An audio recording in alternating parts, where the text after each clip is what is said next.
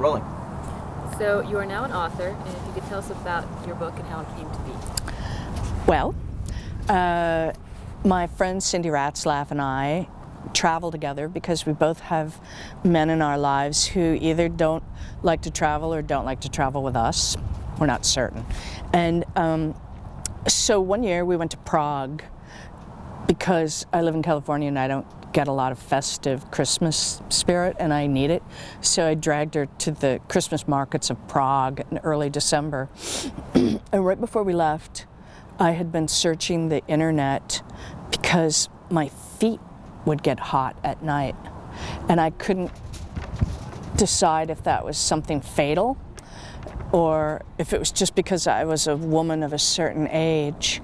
And while I was searching the internet, I found out just site after site that said, now that you're a crone, you're going to slide into the final crone years, and you need to be by yourself and suffer in silence and celebrate in silence. And I thought, maybe I don't know what crone means, so I looked it up, and it meant exactly what I thought it meant.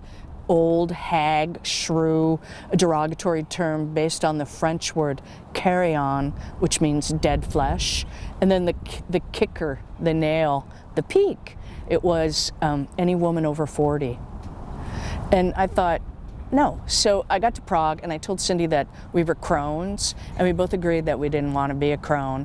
And we thought, well, if a man is the king of the castle, because we're looking at the castle up on the hill there in Prague, we wanted to be the queen of our own life. And we didn't want to celebrate it alone. We wanted to celebrate it together. And so we decided to have a crowning ceremony based on my New Year's party that I have every year. And at the New Year's party, we have lots of food. We have what we call in the Midwest a big sit-down dinner and candles. And I pass this taper around and I say, what do you want to leave behind from this last year that doesn't work for you anymore? And what do you want to bring forward that's still working? And we pass the candle around. So that's what those two questions, that's what Cindy and I asked each other every night while we were in Prague, over goulash and Pilsner, and sometimes champagne and goose.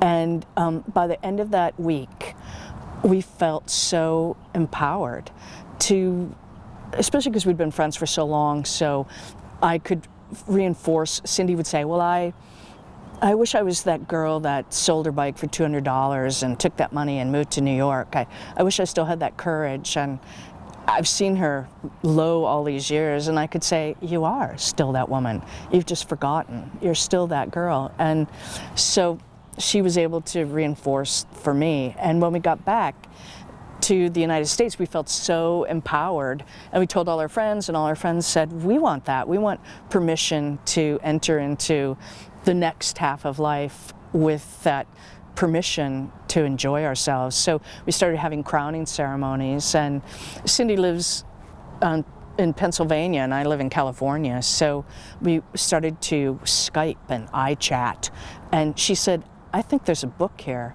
And I said, well, maybe there is. So we just started to write this book, and we ended up writing a book called Queen of Your Own Life, The Grown-Up Woman's Guide to Claiming Happiness and Getting the Life You Deserve. And actually, I'm using one of our postcards as a bookmark in Chris's book. So here's what it would look like.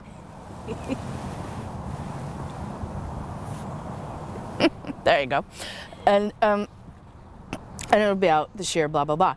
But we needed a website, and we needed someone to design that website, and we couldn't find anyone. We'd seen things that we liked on the internet, but one was some Polish people, but they never answered our emails.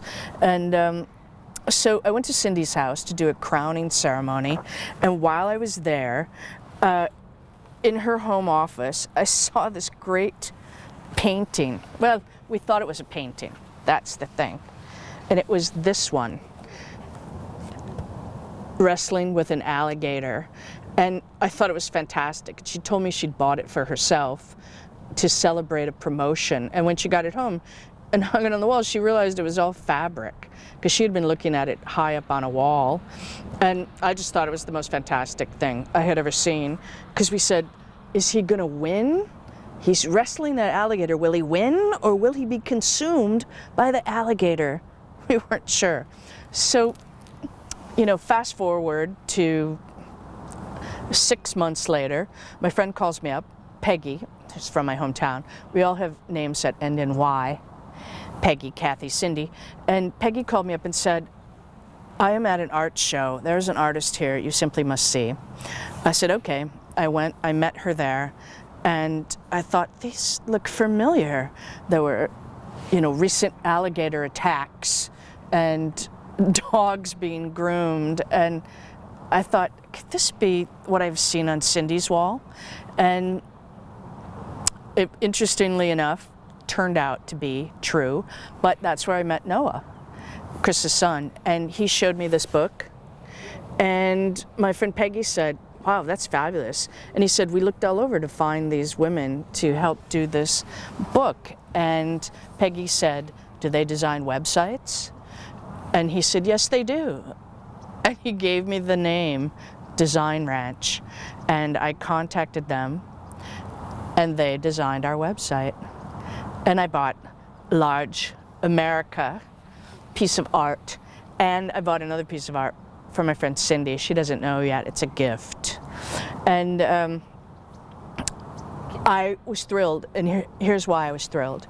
Because sometimes I'll see something and I'll say, oh, I could make that. And I go home and I try and make it. And usually I make it and it's better than what I saw. But when I saw Chris's work, I thought, I wish I could make that. I wish I could do that.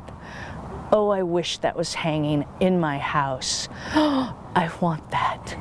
And it so inspired me that I had to own that piece of art. Inspired me not to try and recreate it, but to be a more creative person.